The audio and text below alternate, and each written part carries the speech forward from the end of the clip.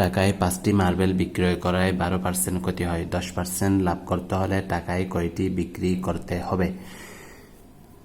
উভয় ক্ষেত্রে টাকা সমান। প্রথম ক্ষেত্রে 5টি মার্বেল বিক্রি করায় 12% ক্ষতি হয়ে গেছে। দ্বিতীয় ক্ষেত্রে টাকা একই, কিন্তু কয়টি বিক্রি করলে আমাদের 10% লাভ হবে?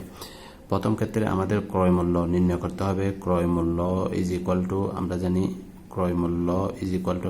বিক্রয় মূল্য into 100 divided by 100 plus minus লাভ বা ক্ষতি। প্রথম ক্ষেত্রে যেহেতু ক্ষতি হয়েছে আমরা দিব মাইনাস কত পার্সেন্ট ক্ষতি হয়েছে, বিক্রয় মূল্য কত টাকা, 1 টাকা। 1 টাকা দিলাম, উপরে 100, নিচে 100 মাইনাস 12 আমরা পাই 88, উপরে 25 আমরা ভাগ করি, উপরে পাবো 25, নিচে পাবো 22।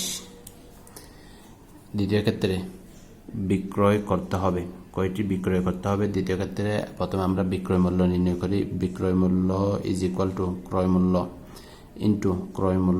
ইন্টু 100 প্লাস মাইনাস লাভ বা ক্ষতি। এখানে দ্বিতীয় ক্ষেত্রে কি হয়েছে, লাভ হয়েছে। আমরা বলতে পারি 100 প্লাস 10 ডিভাইড বাই 100।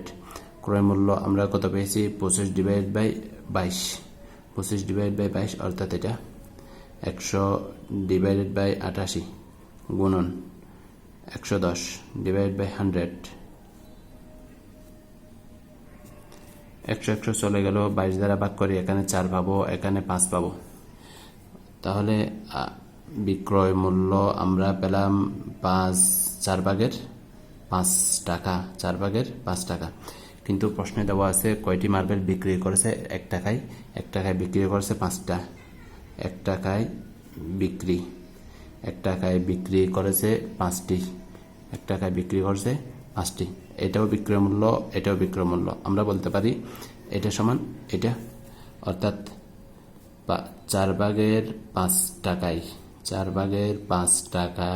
বিক্রি কয়টি, 4 ভাগের 5 টাকায় বিক্রি 5টি। সুতরাং 1 টাকায় বিক্রি 5 ডিভাইড বাই 4 ভাগের 5, এই 4 উপর যাবে, এই 5 চলে গেল, কয়টি, 4টি। উত্তর হবে 4টি। এখন আমরা শর্টকাট দেখব। শর্টকাট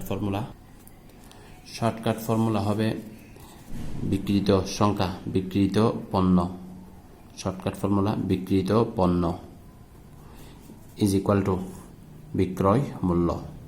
কি মূল্য? বিক্রয় মূল্য। এক্ষেত্রে বিক্রয় মূল্য সমান বিক্রয় মূল্য ইন্টু উপরে হবে আমাদের দ্বিতীয় ক্ষেত্রের পার্সেন্টটি 100 প্লাস মাইনাস। দ্বিতীয় ক্ষেত্রে আমাদের কি হয়েছে, লাভ হয়েছে 100 প্লাস 10%, তাহলে 10। প্রথম ক্ষেত্রে ক্ষতি হয়েছে 100 মাইনাস 12।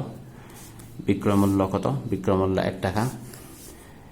আমরা পাই এখানে 22, 88, এখানে 110, 22 দ্বারা ভাগ করে নিচে 4 পাবো, উপরে 5 পাবো। 4 ভাগের বিক্রিত পণ্য কয়টি? 5টি। বিক্রিত পণ্য কয়টি? প্রথম ক্ষেত্রের বিক্রিত পণ্য 5টি।